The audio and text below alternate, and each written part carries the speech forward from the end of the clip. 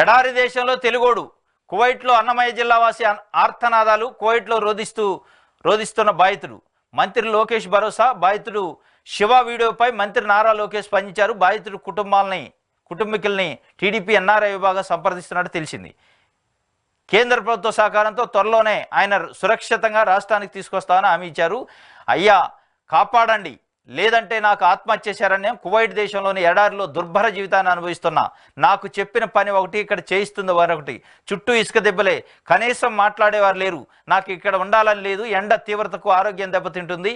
యజమానులు పట్టించుకోవడం లేదు. తిన్నావా లేదా అని కూడా అడగడం లేదు. ఇక్కడ ఉంటే మరో 2 రోజుల్లో చనిపోతాను, నన్ను ఆదుకోండి అంటూ కువైట్లో తాను పడుతున్న ఇబ్బందులను ఏకారూపు పెడుతూ ఓ తెలుగు వ్యక్తి సామాజిక మాధ్యమంలో వీడియో పోస్ట్ చేశారు. ఏజెంట్ చేతిలో మోసపోయిన తాను కువైట్లో దుర్భర జీవితాన్ని అనుభవిస్తున్నానని తనను ఆదుకోవాలని వేడుకున్నాడు. ఆయన అన్నమయ్య జిల్లా వాల్మీకిపురం మండలం చింతపర్తి వాసి శివ అని తెలిసింది. స్థానిక బీసీ కాలనీ నివాసం ఉంటున్న ఆయన కుటుంబ సభ్యులను సంప్రదించగా వివరాలు వెల్లడించారు. ఇది అన్నమయ్య జిల్లా అట, చింతపర్తి అట, వాల్మీకిపురం మండలం చింతపర్తి వాసి శివ. ఈయన విదేశాల్లో బతకడానికి పోయిండు. కువైట్లో జాబులు ఉన్నాయి, కువైట్లో జాబులు ఇప్పిస్తాం, అక్కడ మంచి జీవితం ఉంటుంది, జీతం ఉంటుంది. నువ్వు అక్కడ కొద్ది రోజులు జీతం చేసుకొని, కొద్ది రోజులు ఉద్యోగం చేసుకొని ఇక్కడికి వచ్చి సెటిల్ కావచ్చు అని ఇట్లా కొంతమంది ఏజెన్సీలు ఏదైతే ఉన్నారో అబ్రాడ్ పంపించే ఏజెన్సీలు, కన్సల్టెన్సీలు మోసం చేస్తున్నాయి. ఆ మోసంలో భాగంగానే బలైపోయిండు పాపం ఈ శివ అనే వ్యక్తి. కువైట్లో పోతే నీకు ఫలానా ఉద్యోగం ఇస్తానని చెప్పి మొత్తానికి ఈయన దగ్గర డబ్బులు తీసుకున్నారా కన్సల్టెన్సీ, అక్కడికైతే పంపారు. అక్కడ పోయిన తర్వాత దుర్భరమైన పనులు చెప్తున్నట్టు. ఈయనకి ఇక్కడ చెప్పింది ఒక పని, అక్కడ పోయిన తర్వాత బాతులు మేపటం, కోళ్లను మేపటం, మేకలను మేపటం, గొర్రెలను మేపటం, వాటికి మేత వేయటం, ఇట్లాంటి పనులు చెప్తున్నట. ఇట్లాంటి పనులు చెప్తూ కూడా చాలా దుర్భరంగా అసలు తిన్నవా తినలేదా, తినటానికి తిండి ఉందా, తాగటానికి నీళ్లు ఉన్నాయా, ఉండటానికి ఎట్లా ఉంటున్నావు అని అడిగే నాదుడు లేడు. కొన్ని కిలోమీటర్ల మేరకు ఎడారి ప్రాంతంలో ఒక చిన్న రేకులు షెడ్ వేసి అందులో ఉంచారట. కొన్ని కిలోమీటర్ల మేరకు మాట్లాడే మనిషి ఉండడు, మనుషులు కనపడరు, మొత్తం జంతువులు ఉంటాయి, పాములు తేళ్ల మధ్యలో పండుకునే పరిస్థితి, జీవించాల్సిన పరిస్థితి వచ్చింది. మంచినీళ్ళు తాగాలంటే 2 కిలోమీటర్ల దూరం నడిచిపోయి మంచినీళ్ళు తీసుకోవాలట. అంత దుర్భరమైన పరిస్థితుల్లో పాపం ఆయన మొన్న వీడియో పెట్టింది, సోషల్ మీడియా వాళ్ళు చక్కర కొట్టింది, ఏడుస్తూ వీడియో పెట్టిండు.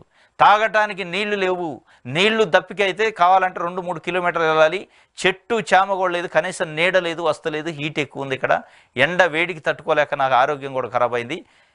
నన్ను పంపించిన ఏజెంట్కి ఫోన్ చేస్తే నువ్వు అక్కడే ఉండాలి, పని చేయాలి, మనం చేసేది ఏం లేదని వాడి చేతులు ఎత్తేసిండు. కుటుంబ సభ్యులకి చేస్తే దానికి సంబంధించిన ఖర్చు మన స్థాయికి తగ్గట్లేదు, ఇప్పుడు ఎట్లా రప్పించాలి నిన్నని వాళ్ళు తెలవని పరిస్థితులు వాళ్ళు ఉండరు. మొత్తానికైతే ఆ వీడియో సోషల్ మీడియాలో వైరల్ అయింది. దాన్ని నారా లోకేష్ దృష్టికి చేరే విధంగా అయింది. నారా లోకేష్ దృష్టికి చేరిన తర్వాత తెలుగుదేశం పార్టీకి సంబంధించిన ఎన్ఆర్ఐ విభాగం దీనిపైన చొరవ తీసుకొని వాళ్ళని సంప్రదించిందట కుటుంబ సభ్యుల్ని. అక్కడ కువైట్లో ఉన్న ఎన్ఆర్ఐ విభాగం దీనిపైన ఇనిషియేటివ్ తీసుకొని మొత్తానికి కేంద్ర ప్రభుత్వ సహకారంతో ఈ శివాన్ని తీసుకొచ్చే కార్యక్రమం చేస్తారు. ఒక మంచి పని ఇది. ఎందుకంటే పాపం అక్కడ పోయి ఈ కన్సల్టెన్సీని నమ్మొద్దు, కువైట్ తీసిపోతాం, దుబాయ్ తీసిపోతాం, అక్కడ తీసిపోతాం అని చెప్పి జాబుల పేరుతో మోసం చేస్తూ వీళ్ళ పబ్బం కోసం, వీళ్ళ కమిషన్ల కోసం కన్సల్టెన్సీలు ఇట్లాంటి ఇబ్బంది పెడతాయి. అక్కడ పోయిన తర్వాత చాలా దుర్భరమైన జీవితాన్ని గడపాల్సి వస్తుంది.